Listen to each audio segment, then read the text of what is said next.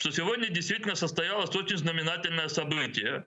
Европарламент в своей резолюции о одобрении доклада по ассоциации Украина-ЕС, он впервые уделил особое внимание наиболее актуальным проблемам, связанным с будущим Крыма и крымско-татарского народа. Это первое.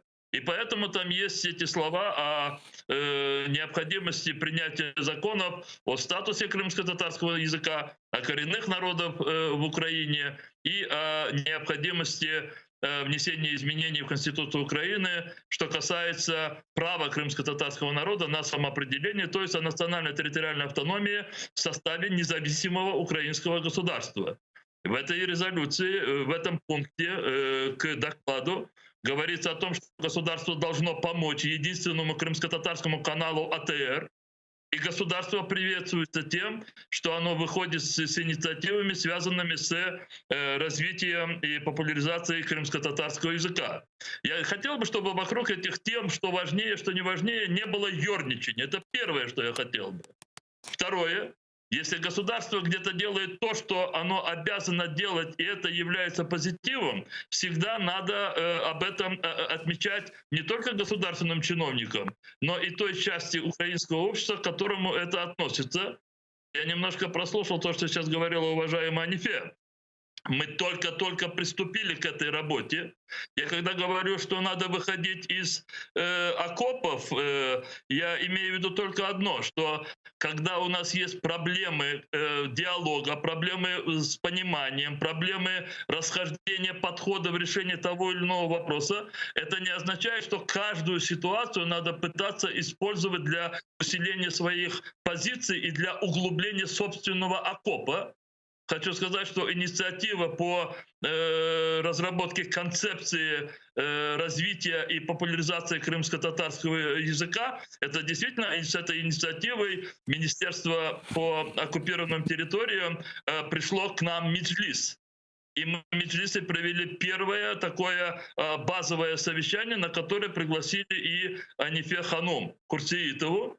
После этого мы сейчас находимся в стадии формирования рабочей группы. И в этой рабочей группе есть и Анифе Курсеитова, и есть те преподаватели, которые сейчас в рамках Крыма и Лесе занимаются подготовкой правописания крымско-татарского языка на латинице, подготовкой рабочей тетради, рабочей книги. Это после крайне удачного проекта «История Крыма и крымско-татарского народа». Я буду говорить о том, что Крыма и Лесе с этим проектом просто показала всем, как может общественность, ну, скажем так, показывать пример, в том числе и государству. Но еще раз хочу сказать, это не тот случай, где надо укорять министерство. Я за это хвалю Рифат Агай, я похвалил их за это. Территориям из-за того, что не нашли еще решения вопроса, связанных с финансированием АТР. Здесь диалог должен продолжаться, и здесь обязательно должно быть найдено решение, которое позволит спокойно вещать единственному крымско-татарскому каналу и спокойно работать журналистам. Я еще раз хочу сказать, но это не означает, что лопатой надо углублять свой окоп. Ни одной, ни другой стороне. У нас здесь нет внутренней войны. Окоп, действительно, если может быть, то только в отношении, да, и то даже не окоп против России, потому что с окопа тяжело выпрыгивать. Против России мы должны все вместе, я заканчиваю, применять все те меры, и государственные органы власти, и Меджлис крымско-татарского народа, и все, кто только может, чтобы как можно быстрее ускорить освобождение Крыма от российских захватчиков. Возвращаясь к резолюции, я все же хотела понять, Рифат Ага, вот те пункты, которые мы перечислили с вами выше, это и необходимость финансирования первого крымстарского телеканала, это и принятие вот, триады законов о статусе коренного народа, о законе о коренных народах, о внесении изменений в Конституцию крымстарской национальной территориальной автономии и так далее. Вот все, что это отмечено в этой резолюции, вот это все носит рекомендательный характер или же все-таки обязательный как условие для вступления Украины в Европейский Союз? Смотрите, сейчас вот буквально речь о вступлении Украины в Европейский Союз, вопрос так не стоит. В нашей Конституции записано о том, что Украина реализовывает, да, стремится к... Я сейчас не процитирую, возможно, пока я говорю, ваши редакторы найдут именно те формулировки, которые есть в преамбуле Конституции, но говорится о том, что мы, реализуя свою европейскую идентичность, мы, Украина, хотим быть и будем членами и Евроатлантического союза, и Европейского союза. И поэтому мы должны соответствовать тем стандартам, которые от нас ожидают государства, члены Европейского союза. Соответственно, это не ультиматум, это не обязывающее решение, это не рекомендация. Каждый пусть понимает, как хочет. Это когда вы говорите: я хочу быть вместе, я хочу вместе с вами делать общие, разделять общие ценности и стремиться к тем нормам, которые мы тоже разделяем. А вам другие говорят: вы тогда должны быть хотя бы приблизиться к нам в такой-то мере, которой мы достигли. В нашем государстве уровень коррупции есть, но не составляет такой угрожающий уровень. В нашем государстве экономическое развитие вот на таком-то уровне. В нашем государстве защищаются и гарантируются права коренных народов и национальных меньшинств, и многое что другое говорится. И вот эти многие пожелания, они выписаны в резолюции, в соответствии с которым утверждена доповедь, да, доклад по-русски, да, что касается ассоциации ЕС-Украина. То есть, говоря простым языком, вот принятие вот этих пожеланий украинской властью ускорит приближение в ЕС Украины. Я хочу сказать, что эти вопросы государства, если оно действительно стремится в ЕС, а мы стремимся в ЕС, но здесь государство, общество, я здесь объединяю в этом стремлении, конечно, мы должны с очень большим вниманием отнестись и найти пути решения этих вопросов, которыми нас призывают. Ну а как же? Вы хотите со мной дружить? Вы очень хотите со мной дружить, да, а я вас призываю к тому, что у меня есть какие-то ценности. Не хотели бы вы быть ближе к этим ценностям? Если вы говорите нет, я говорю: ну хорошо, тогда будем параллельно идти, дружить не будем. А если вы говорите: да, Рифат, я разделяю эти ценности, и я буду делать все для того, чтобы приближаться к ним, я говорю: молодец, давай дальше дружить. Я благодарю вас просто, Рифат, за блистательный анализ, и правовой, и дипломатический, и смысловой, потому что в каждом законе есть буква, а есть дух, и он не менее важен, это как бы еще с римского права все идет, да. А с другой стороны, я очень рад, что я все-таки не политик и могу говорить более свободно, и поэтому я тоже воспользуюсь этим своим правом, не нарушаю журналистскую этику, потому что я просто привел пример манипуляции со смыслами, когда в заголовок выносится то, что выгодно, а то, что невыгодно, прячется. Но это когда... Да. У меня будет пару минут сказать? Да, конечно, нет, это я просто реплику. Вы сколько угодно говорите, Рифат ага. Да, вы же такой канал, что вы можете сейчас взять и отключить председателя Меджлиса, нет? Ну, у нас свобода слова, слава богу, и в Меджлисе, и у вас лично, вы поборник свободы слова, такой, знаете, Смотрите, многовековой уже. Да.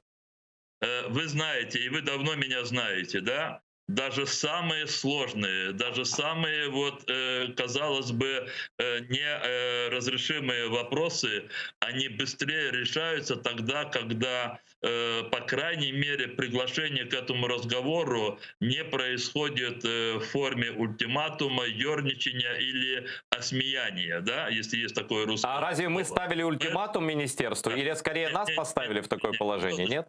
Я же это не только вам говорю, вы же не воспринимаете по отношению к себе, я это говорю и другим. Да. Поэтому, конечно, какие-то вещи, присущие отдельным людям или даже министерствам, они могут быть. Но почему министерство, скажем, в данном случае оккупированных территорий, но вот эту новость выделила на первый план? Ну, потому что это есть достижение, и это приятно. Да? Потому что неприятно, значит, ищут формы разговора. Ну, так и скажите, вот видите, как сделали доброе дело, вас отметили, давайте еще вместе сядем и решим другую проблему. Правильно. Вот так говорите. Я не хочу учить журналистов, вы намного лучше знаете азы своей профессии. Я хочу, чтобы журналисты действительно не превращались в политиков. Тем более политиков в украинских реалиях. Это украинские политики любят ставить ультиматумы. Не, я просто правду говорю, я никаких ультиматумов никому не ставлю. Нет таких полномочий.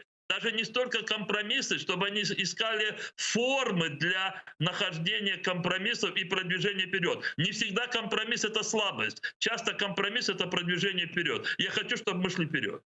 Абсолютно, полностью согласен со словами главы Меджлиса крымстарского народа. И, кстати, мы не закончили, вы можете продолжать, Рифат ага.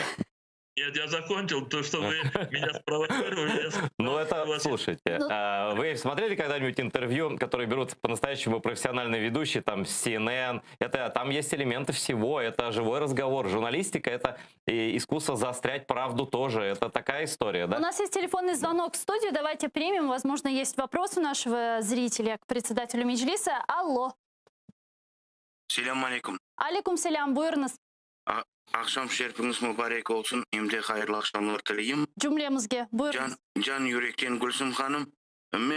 Men tilegim şöyle ki men seyredim mümkün olsa bana inşallah kısmetse mümkün olacak mı? Bu sual sizge radyo meydana telefon açmaya mümkün olacak mı? Через Viber. Şimdi sualınızı seslendirebilirsiniz. Biz sizni dinleyimiz. Это радyo meydanda Yok, şimdi siz ATR telekanalının yanındasınız. men anladım. Bağışlanız. Men seyredim ki telefon numaranı radyo meydanın telefon numaranı almaya istedim. Mümkün olsa, Aha. çaresi olsa. Ama isteseniz sualınızı bu yerde de açıklayabilirsiniz. Ama şimdi sizni biz dinleyimiz. Milli Meclis reisimiz dinley. Sözünüzü versin. Men tilerim şu ki sağlık selametlikten hayırlı saatte hayırlı vakti işleriniz onundan gelsin. Can yürekten bu sözlerini aytam. Ana vetanlanan vatandaşlarımızın adından hem de bütün Cankoy rayonunda yaşayan vatandaşlarımızın adından büyük selamlar yollayayım. Hem de Allah kolay getirsin tutan işlerinize deyip şu sözlerini aytabilirim. Allah sağlık Aleyküm selam. Çok sağ olunuz. Çok sağ olunuz destekiniz için. Tek söndürmeyiniz özünüzün telefonunuzunu çünkü bizim musafir muharrirlerimiz şimdi sizge meydanın telefon numarasını da verir. Rifat ağa. Я могу, видите, я даже не знаю, на каком языке продолжить. Ваша сейчас передача на русском языке Да, идет, на русском сейчас, да. Но давайте, щоб для балансу, я вже тоді перейду українську мову. Будь ласка. Дивіться, наш зараз співвітчизник з Джанкою телефонував, у нього чудова кримсько-татарська мова. З великим сумом маю сказати, що достатньо мало людей з числа кримських татар говорять так вільно, як оцей співвітчизник своєю рідною мовою. Я це говорю для того, щоб просто знову повернутися до стратегії розвитку та популяризації кримсько-татарської мови, ініціатором якого дійсно виступив Міністерство з окупованих територій, але і це правда, це правда. Вони одразу прийшли до Меджлісу, і ми зараз максимально намагаємося мобілізовувати всі кримсько-татарські організації. І у нас оцей вихідний в неділю буде великий такий онлайн-конференція буде. Я був би дуже вдячний, якщо хтось з журналістів теж був би присутній, щоб ви потім могли це якимось чином висвітлити. Для чого це я говорю? Ну, дійсно, це айдер, можливо, трошки до вашої уваги. Ага. У нас в Україні вистачає дуже багато, їх безліч напрямків, де держава не встигає, де чиновники не розуміють, де іноді чиновники просто протидіють. Таких напрямків дуже багато. Але незважаючи на те, є такі, слава Богу, є такі напрямки, де все-таки державні якісь органи або в цілому держава намагається встигати. У 2022 році починається десятиліття мов корінних народів. Отже, 2022-2032 це Організація Об'єднаних Націй оголошена десятиліття мов корінних народів. І саме з цього пішла оця ініціатива. І якщо ми хоча б зреалізуємо, ні, я так зараз не хочу заздалегідь говорити, що ми багато чого не зреалізуємо, але якщо ми виконуємо ті плани, які ми зараз обговорюємо в середовищі кримсько-татарських спеціалістів, а це не лише мовознавці, це і історики, це є організатори освіти, те, що ми розраховуємо, що держава українська з наступного року візьме це в роботу, а це і великий академічний словник, без якого не можна далі рухатися. Це багатотомна серія пам'ятки кримсько-татарської літератури і мови. Уявляєте собі, це багато томів наших пам'яток, які тягнуться з десь 12-11 століття. І це все буде з великими коментарями. Це Інститут історії мови і літератури кримських татар. Коли це закликають до діалогу, я хочу, щоб якщо ми десь лбами стукнулися, а так буває дуже часто і в державній роботі, і так буває. Це не означає, що треба зупиняти всі інші напрямки. Якщо чесно казати, я думаю, що в март-березні уряд схвалить концепцію, і на основі цієї концепції ми розробимо стратегію. І десь уже восени будуть прийняті всі рішення, що кримсько-татарська писемність переводиться поступово на латиницю. І ми нарешті, вся діаспора велика, турецька, кримські татари, румунська, я не знаю, полонська, литовська, ми можемо не лише говорити однією мовою і розуміти, ми будемо писати і читати однією Це просто супер. Це просто супер, Рифат Ага. Ви розумієте? Да, це вообще. Я хочу це закінчити. І оце для того, бачите, ми почали з нашого співвітчизника Джанкою, який такою чудовою кримсько-татарською виголошенням, мовою такою, він з нами зараз розмовляв. Для того, щоб кримсько-татарська мова була не тільки, що об'єднувала б в Україні громадян України кримських татар, а щоб і багато хто інший, теж ті, хто захочуть нею говорити, мали таку можливість. Ми це будемо, дійсно, ми сьогодні обговорювали, ми сьогодні проводили нараду в Меджлісі, вибачте, Айдер, з працівниками цього міністерства. А я хочу догадати вам, Рифат Ага, просто завершуючи цю розмову. Мені не треба буде коментувати. Ні, я не вас коментую, не вас. Я просто, я не вас коментую, вибачте, ви мій президент, я вас не коментую, я вас можу цитувати. Ось, я хочу вам що сказати, що просто я нагадаю всім глядачам і вам особисто, як політику відомому, і всім, хто нас зараз бачить, що телеканал АТР в цілому і особисто я, Гульсум Ханим, і інші наші журналісти чітко дотримуються журналістських стандартів, які вони є. Тому, коли це рішення було ухвалено, щодо розробки стратегії, про яку ви зараз кажете, я особисто неодноразово і публічно підтримував цю ініціативу віце-прем'єра пана Резнікова. Багато постів написав про це, сказав про це багато разів.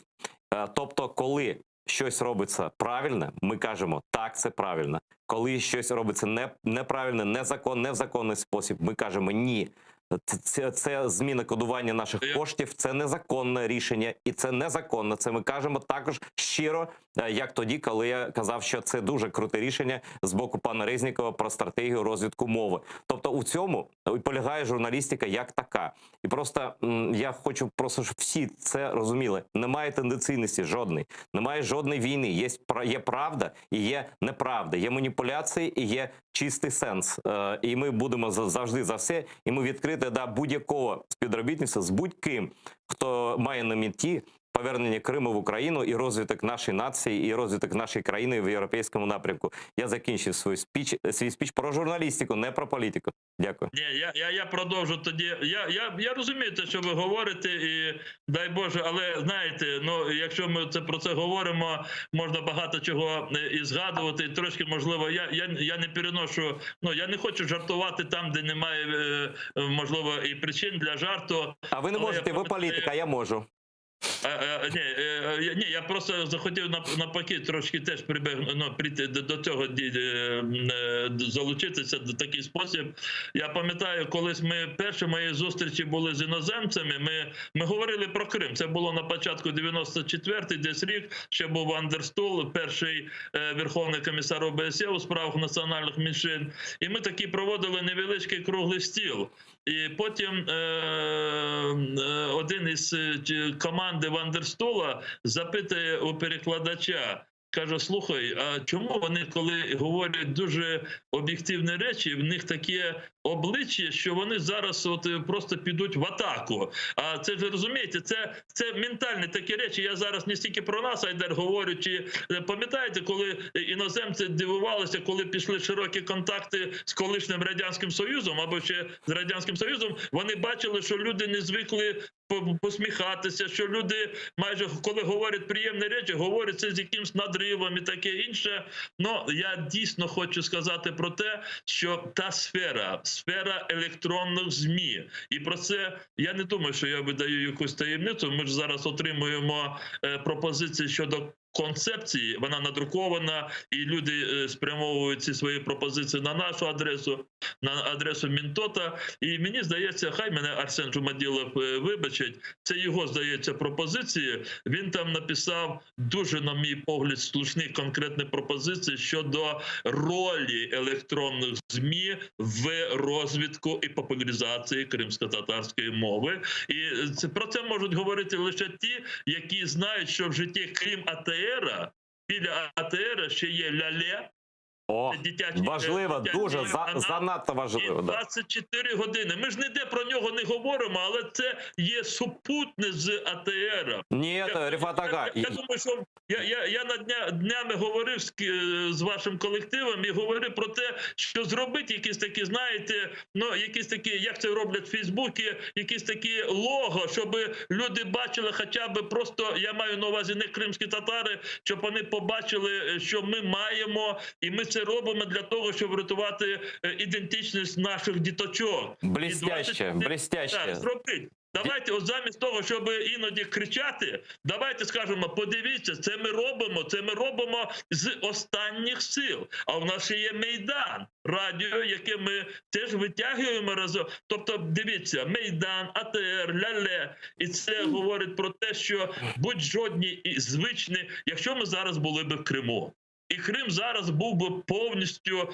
як будь-які інші частини української держави, під контролем нашої держави. І ми би там разом зі всіма іншими людьми, ми би зараз приймали рішення і відповідали за них.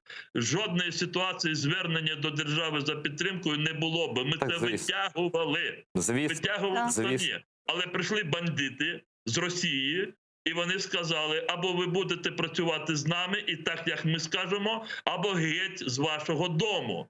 І ми вимушені були евакуювати АТР. І звідси почалися всі проблеми. З чого треба відштовхуватися, а не видумувати різні, хай формально правильні, але не для цієї ситуації абсолютно неприйнятні різні, знаєте, конструкції. Конструкція, скажімо, лікування хворого в звичайній лікарні за умови миру – це одна. А на полі бою, коли поранений боєць, і методи, і заходи зовсім інші. Я не хочу сказати, що АТР хворий або ми хворі. Ні. Просто ми зараз не маємо достатньо сил, щоб самим повністю протистояти російській окупації. Більш того, ми говоримо про те, що ми виконуємо частину нашої загальної. Ми не ділимо, це кримсько-татарське, це державне чи це українське. Ми кажемо, це наше загальне завдання зі всіма нашими методами протидіяти російській окупації і як можна короткий термін наближувати деокупацію Криму. Це наше спільне завдання. Але при виконанні цього спільного завдання ми маємо підтримувати один одного плечем. І коли потрібна підтримка плеча, не треба видумувати, чому ти не можеш підставити це плече. Рифат Ага, я всегда говорил, что вы не только блестящий, честный, порядочный и конструктивный политик, вы еще и публицист, ну, в чем может убедиться каждый, кто читает вас в Фейсбуке или где-то еще. Вы очень точно заметили, я как бывший вот газетный редактор могу сказать, что вот эта метафора, что мы не больные, не хворі, це дуже правильно, потому что мы не больные, мы раненые. Мы раненые, но мы раненые бойцы, которые продолжают воевать, да, за свой Крым на своем каждой фронте. Это действительно так. И раненому бойцу нужно подносить патроны, нужно помогать ему реально стрелять. Потому что мы с этих позиций, из этих вот окопов, с этих высот мы не уйдем никогда. И что еще хочу сказать про Ляле, вы сказали от спасибо, да, потому что когда все время про отель идет речь, я все время добавляю про Ляле, может не все это слышат, я хочу акцентировать.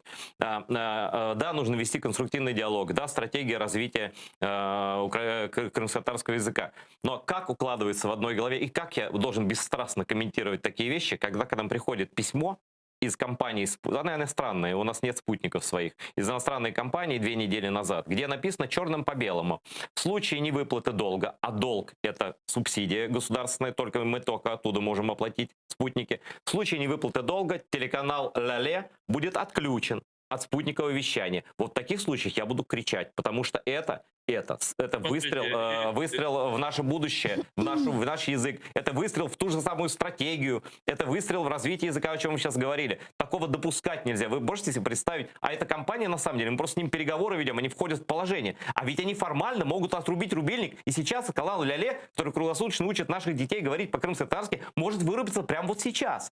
И что тогда мы будем друг другу рассказывать, да? Поэтому проблемы надо решать в то время, когда их надо решать. А когда доводить их до кризиса, а потом, это вот, к сожалению, постсоветская традиция. Европейская традиция учит нас другому. И образец европейской традиции государственной нам сегодня дал Европейский парламент в своей резолюции. В пункте 60 огромное спасибо европейским парламентариям, некоторых из которых я хорошо знаю, с которыми нахожусь на связи. Спасибо большое. Смотрите, вот когда возникают такие ситуации, я говорю совсем банальные, очевидные вещи, которые знаете не только вы, знают прежде всего ваши зрители, но тем не менее мы часто об этих таких очевидностях забываем.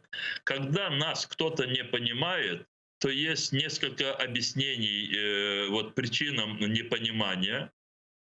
Конечно, самая нежелательная причина, когда таким образом, непониманием хотят, просто перекрыть тебе кислород и не дать реализовываться твоим самым элементарным правам и интересам. В политике это часто бывает, и это делается такой способ, когда просто непонимание является способом не помогать тебе, не быть с тобой вместе и просто тебе закрыть развитие. Вы знаете, это по результату всегда судим по результатам, правда? Ведь в любом... Да. Но бывают причины, когда просто не могут вникнуть, не могут действительно... Значит, будем помогать. Будем помогать. И вот этот второй случай, он тоже очень часто встречается. Вы понимаете, не зря же фольклор очень многих народов, в том числе и крымско-татарский, говорит о том, чтобы для того, чтобы иногда понять другого, одни говорят о том, что надо походить его обуви, другие говорят о том, что надо войти в его шкуру, но действительно очень многим, но я же не оправдываю их, очень тяжело просто прочувствовать глубину нашего положения и самочувствия от этого положения.